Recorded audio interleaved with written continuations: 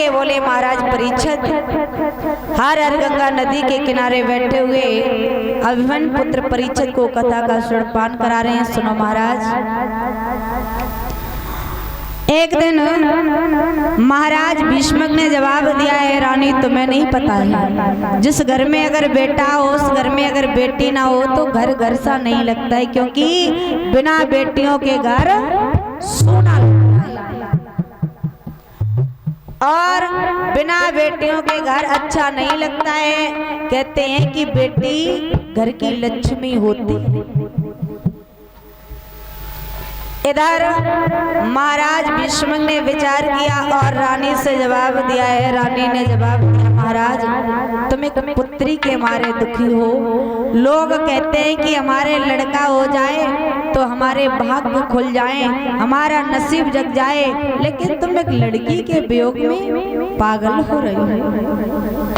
जवाब दिया, तुम्हें नहीं पता है कि बेटियां जो करती हैं वो लड़का कभी नहीं कर पाते हैं, और बेटा एक कुल को तारता है लेकिन बेटियां दो दो कुलों को तारती हैं। प्यारे, लड़का जब ससुराल जाता है परीक्षित महाराज, तो ससुराल को अपना घर कभी नहीं बनाएगा, कभी ये नहीं कहेगा ससुराल में जाकर के ये मेरा घर है, और लड़कियां ससुराल में पहुंच जाएं उसी दिन से अपना घर बना लेती हैं। अपने मायके में भी जाएंगी तो थोड़े दिन के लिए कहेंगी मम्मी मुझे अपने घर जाना है, मेरे घर बहुत काम पकड़ा है, बहुत काम बिगड़ रहा है। लेकिन वो लड़का, वो दामाद कभी अपने ससुराल में जाके ये नहीं कहेगा कि ये मेरा घर है। वो अपनी ससुराल को हमेशा ससुराल समझेगा, लेकिन लड़कियां ससुराल जाते ही अपने घर को मान लेती हैं कि यही आज से मेरा घर है। और ध्यान रखना, लड़कियां कितनी बहादुर होती हैं। जब लड़का लड़कियों को देखने के लिए आते हैं लड़का वाले, तो भी 20-25 आदमी लेके आते हैं साथ में, और जब लड़की की विदा करने आते हैं ना तो पूरी बारात लेकर के आते हैं। लेकिन लड़कियां कितनी बहादुर होती हैं, अकेली चली जाती हैं, चली जाती हैं। पहले महाराज लड़कियां डरती थी कि ससुराल जाएंगे तो पता नहीं ससुराल वाले कैसे मिलेंगे, सास कैसी होगी, पति कैसा होगा और नंद कैसी होगी। पहले लड़कियां डरती थी, लेकिन आज के जमाने में लड़का डर रहे हैं कि मेरे घर बहू कैसी आएगी। अब लड़का खुद डर रहे हैं कि लड़की कैसी आएगी। और पहले महाराज लड़कियां डरती थी। आपने वो सुना होगा मेरठ का कांड जो हुआ था, अब तो नीले ड्रम भी बेच दिए गए, क्योंकि ऐसा हत्याकांडी हुआ था महाराज। अब तो लोग बाग भी सिर पे ड्रम रख रख के लेके जा रहे हैं। भैया पूछो कहाँ जा रहे हैं? बोले कबाड़े में बेचने जा रहे हैं, इसे जलाने जा रहे हैं। बोले क्यों? तुझे नहीं पता मेरी शादी होने वाली है और हम नीले ड्रम ही नहीं घर में रखते। पहले लड़कियां डरती थी, लेकिन महाराज अब लड़के डरने लगे। लेकिन ध्यान रखना बहनों, कहते हैं कि जो सगे पति की नाए भई वो किसी और की क्या होगी। जिनके साथ में तुम्हारी भमरे पड़ी है, माता पिता ने विदा किया, अगर तुम उनके साथ में खुश नहीं रह पाई तो कहीं पर भी चली जाना, दुनिया में कहीं चली जाना, तुम्हें कहीं पर भी सुख नहीं मिलेगा। जितना सुख तुम्हें ससुराल वाले देंगे शायद उतना तुम्हें कहीं नहीं मिल सकता, चाहे तुम कहीं पर भी चली जाओ, कहीं पर भी। प्यारे, महाराज भीष्मक ने जवाब दिया, रानी अगर बेटी घर में हो तो घर की शोभा बढ़ जाती है। इतनी बात कहकर के महाराज भीष्मक वहां से चले जाते हैं। और धीरे धीरे जब समय व्यतीत हुआ, भगवान की ऐसी लीला, भगवान की ऐसी कृपा हुई कि महाराज भीष्मक के घर में कुछ समय के बाद में एक छोटी सी कन्या का जन्म हुआ। और वो बेटी कैसी थी?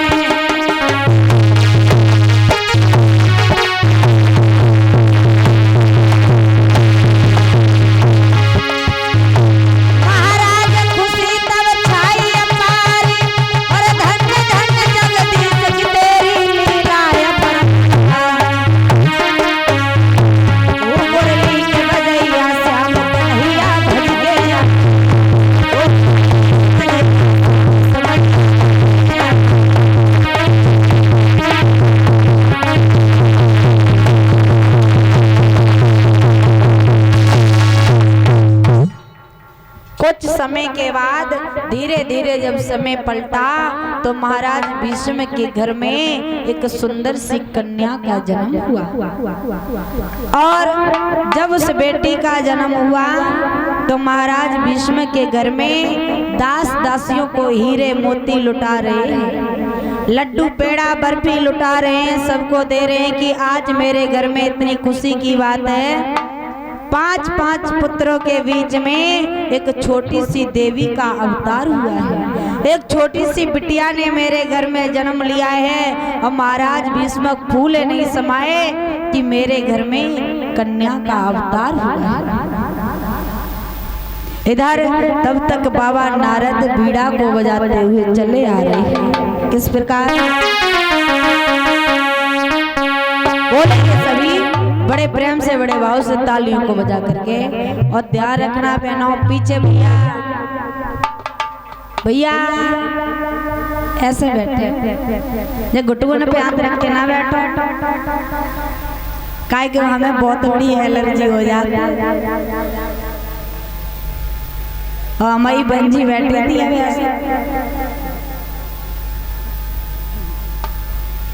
देखो, एक तो घुटन पे हाथ रख के, एक थोड़ी पे हाथ रख के मत बैठा करो।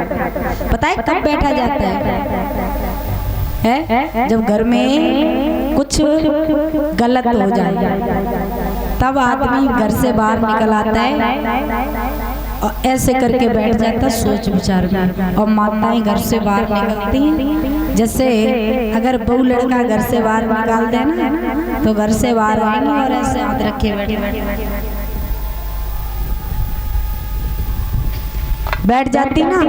लेकिन कथा भागवत में आया करो तो महाराज कभी भी परियन पे हाथ, थोड़ी पे हाथ रखे मत बैठ, क्योंकि ये जब बैठा जाता है तो ये गलत समाचार होते हैं। क्योंकि शुभ समाचार हुए थे भगवान के दरबार में, आराम से बैठो, नो टेंशन होके, नो फ्री, घर से बिल्कुल फ्री होके। देव ऋषि नारद आ रहे हैं बीड़ा को बजाते हुए और ताली बजा करके बोले कि श्रीमन नारायण नारायण हरि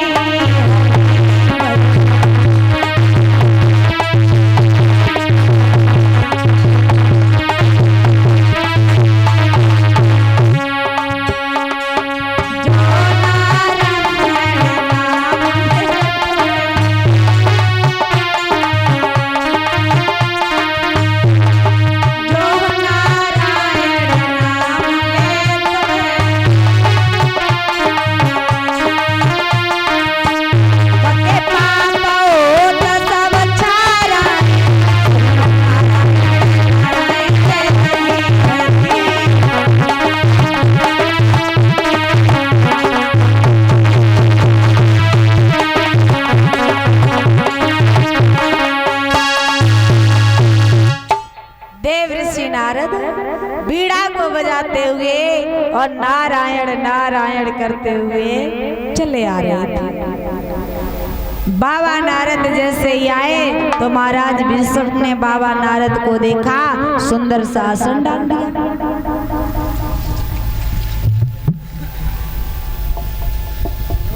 सुंदर सा आसन डाल करके बाबा नारद को बिठाया, जवाब दिया, आइए मुनिवर, आप बहुत अच्छे समय पर आए हो। आप आए गए हो ना तो कोई शुभ समाचार लेकर के जरूर आए होगे। आप अपना शुभ समाचार बता दो, क्या है? बाबा नारद ने जवाब दिया है कि बात ये है, मैं तो यहाँ से भ्रमण करके जा रहा था तो मैंने देखा तुम्हारे दरबार में बधाइयाँ बज रही हैं, बधाइयाँ बज रही, मंगल गीत गाए जा रहे हैं, ढोल मजीरा बज रहे हैं, तो मैंने देखा देखते चलो। महाराज भीष्म ने जवाब दिया, बैठिए बाबा।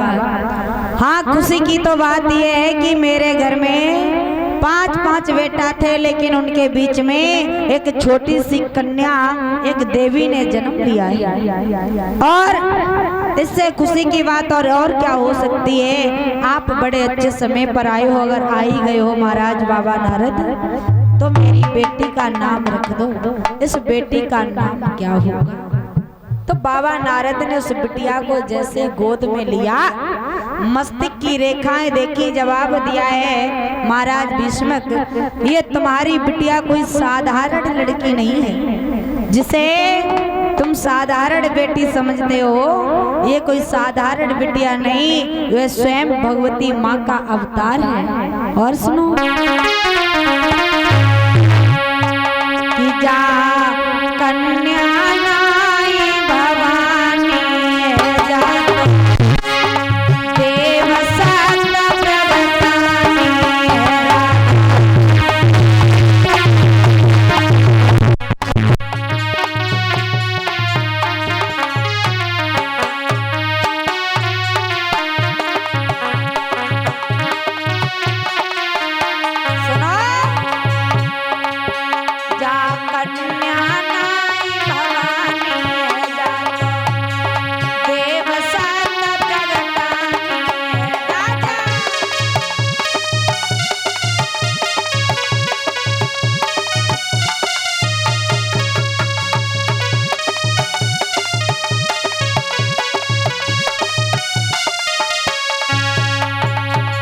सुनो, ये कोई साधारण बिटिया नहीं है, ये स्वयं लक्ष्मी माता का रूप है।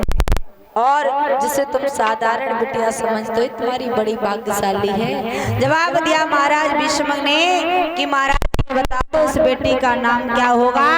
तो देव ऋषि नारद ने जवाब दिया इस बिटिया का नाम होगा रुक्मणी, और ये बहुत अच्छी बेटी होगी। महाराज भीष्मक ने जवाब दिया प्रभु तुमने नाम तो रख दिया, लेकिन साथ ही साथ हमें ये भी बता दो कि मेरी बेटी का पति कौन बनेगा, मेरे दामाद कौन बनेंगे, और किसके साथ में हमारी बेटी की शादी होगी।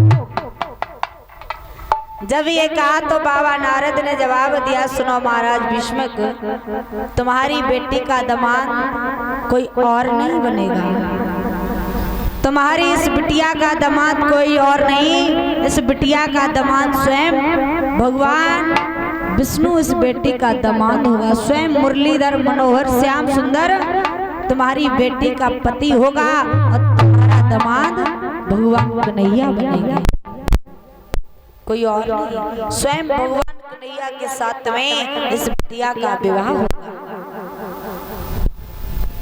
जैसे ये कहा कि भगवान कन्हैया के साथ में इस बिटिया का विवाह होगा, तो महाराज भीष्मक फूले नहीं समाये, और महाराज भीष्मक विचार करने लगे बारे बाप परमात्मा हमारे दामाद कौन बनेंगे, स्वयं भगवान कन्हैया मेरे दामाद बन करके आएंगे। खुशी से फूले नहीं समाये, तो बाबा नारद नाम रखने के बाद वहां से चलने लगे। तो महाराज भीष्मक ने जवाब दिया प्रभु आप कुछ मांग लो, कुछ मांगना चाहते हो क्या? बोले